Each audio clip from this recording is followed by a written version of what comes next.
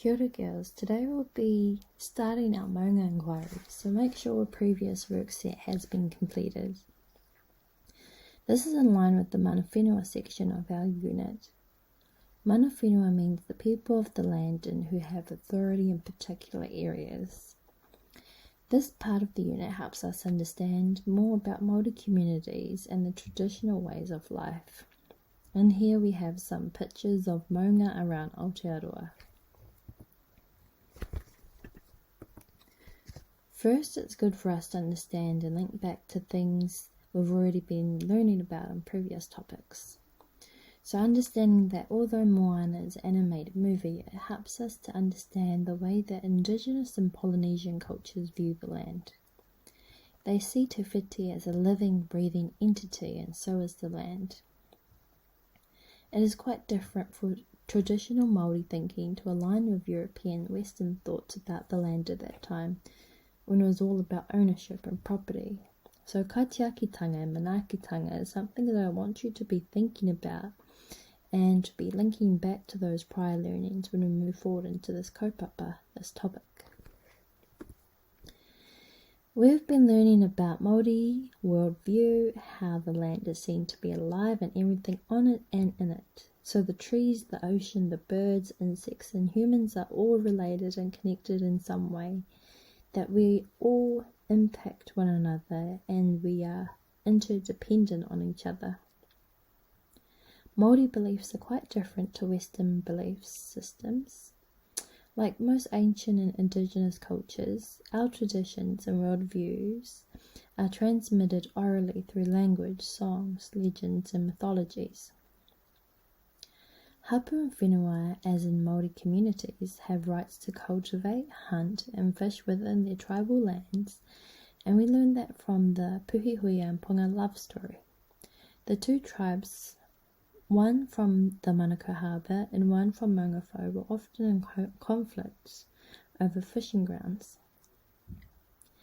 These are seen as very significant and important parts because food is the life source, and if we were to be put back into those days, we wouldn't be able to just go to the supermarket to grab some kai when we're hungry, or we can't just grab our phones to call or text Uber Eats to deliver to our doors.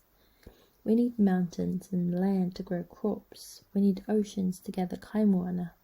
We need all of those things, and that's why often there was conflict between tribes over food resources. And so whenua is a very important aspect of Te Ao Māori and the Māori worldview. So the task that you're going to be working on today is a Maunga Inquiry. You're going to be choosing one of these maunga. So we have Ōhinerau, Maungakiekie and Te Kōpuke. You'll see on the right that Te Kōpuke is Mount St. John, and right behind the maunga on the side, that is Dilworth. And if we had a higher shot, we would see that our school at Aokura is just next to that mountain. The one in the middle is Maungakiekie, One Tree Hill, with that iconic statue. And the first one, Ōhinerau, on the left, is Mount Hobson. It's located in Remuera, which many of us may live close to. For the Maunga Inquiry, you're going to be working in pairs. I've put the pair list on OneNote in the collaboration space. You're going to be working in pairs to help with the research of this inquiry, and it's going to take you 2 lessons to complete. You'll see in the collaboration space on the Maunga Inquiry page the instructions for the task. What you will need to do is you will need to create your own page with your partner in the collaboration folder with both yours and your partner's name as the title. And that way you can collaborate together. So as I mentioned earlier, you'll choose one of these maunga and you'll record your work as a Google slide and paste the link on that page that you've created in the collaboration space with your pair. There are 7 questions that you need to complete.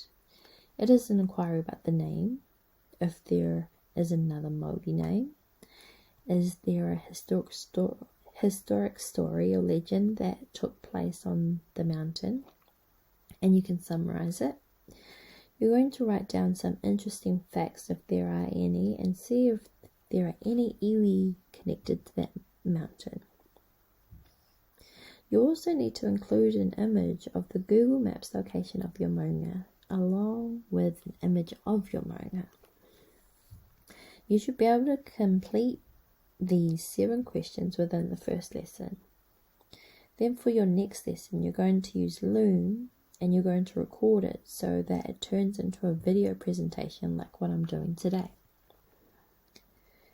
So once you've finished your entire inquiry with your peer, you'll give them a ring on Team Chats and you'll use Loom to record yourself.